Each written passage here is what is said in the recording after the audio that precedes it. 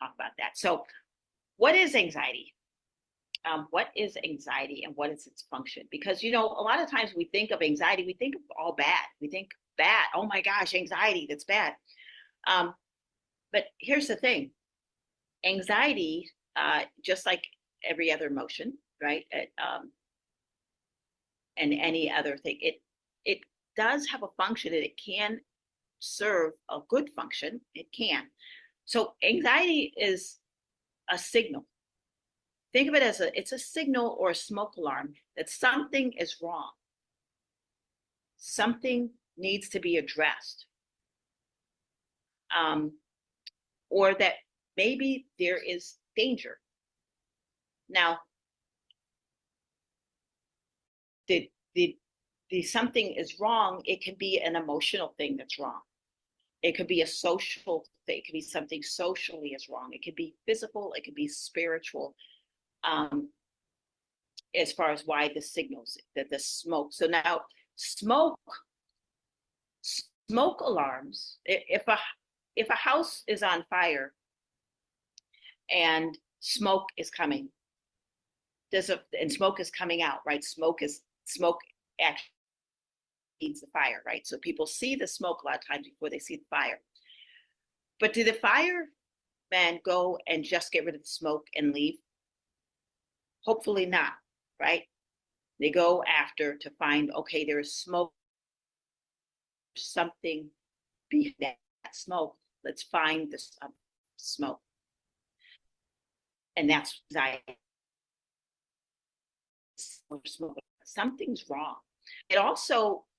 It prepares us. It can prepare us for action.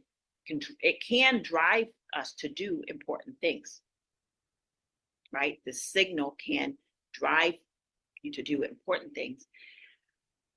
But the signal that I believe that pretty much just about always anxiety is signaling is that there is some type of disconnection. And the disconnection should be some type of disconnection. And that could be a disconnection often, because I believe, again, God designed our bodies. He designed every part of us.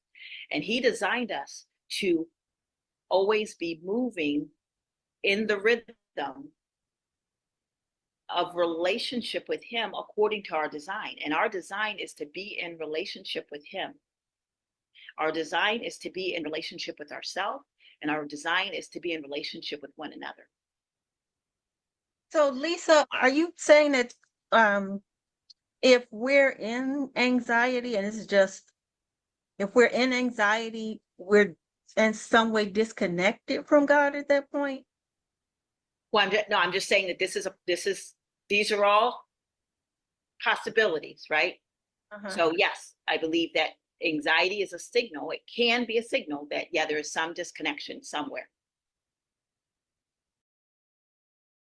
And we're going to talk more too about some of the biochemicals. But yeah, so a signal, so which often the signal, right, when we know, when our body is telling something's off, something's wrong, because when we're in connection with God, even when there is something wrong, when we're in relationship connection with God, he will let us know, right? The Spirit of God will let us know this is what's off, this is what's going on, and this is how we can restore this. This is how we restore. We were designed for peace. We were designed to be in a state of homeostasis, which is peace, except for when we're truly in danger. If there is a tiger who's chasing me, my system needs to be out of peace, and my system needs to be activated, and I need to be mobilized to fight, run, or freeze. So these signals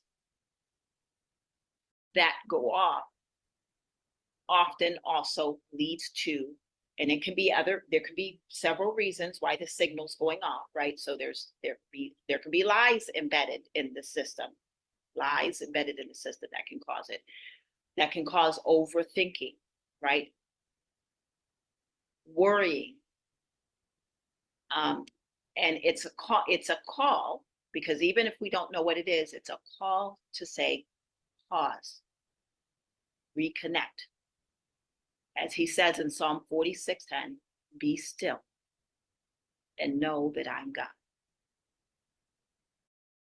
It can also be a signal that there's unresolved trauma, that there are things that are unresolved. It may be things, it may not just be trauma, but just things that are unresolved that we haven't been paying attention to, that maybe have been suppressing, maybe just, ignoring or denying.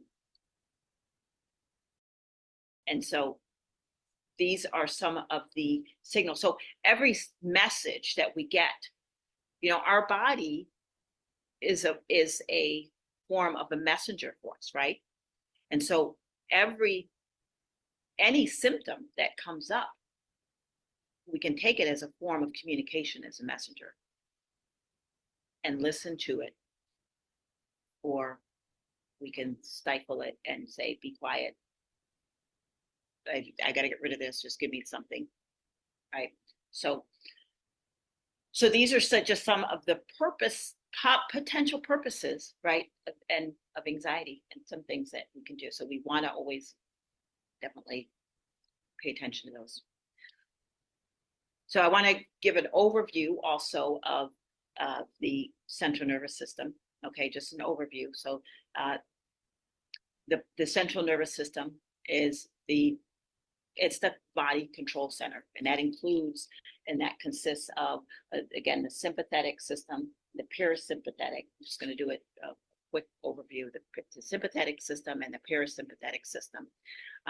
And I want to say this, that these our belief systems and the function of the system is often developed from 0 to 7, because that's when we're in that state of developing our belief system. So kids from 0 to 7 are the environment. So their parents, their experiences, the messages that we're receiving, they're interpreting everything that's happening from that 0 to 7, and from whatever their understanding of what that everything is happening, that is embedding in the nervous system and belief systems. Okay, there's two teams. There's a couple teams on the nervous system. There's a sympathetic team, and you could think of that as the engine, and that's the one that takes care of it's the autonomic nervous system that takes care of all the automatic things, and that's the one that revs us up. And there's a parasympathetic, and you could think of that as kind of like the brakes. And there's also the vagus nerve, and that's the long nerve that runs through and pretty much touches every organ, and that's what harmonizes. It's important, again, that I think it's helpful when we understand these things, because we're going to also understand how anxiety impacts these systems, and how when we're talking about interventions and helping these, we can be understanding and knowing how we're impacting these different systems, but also how anxiety is impacting these different systems.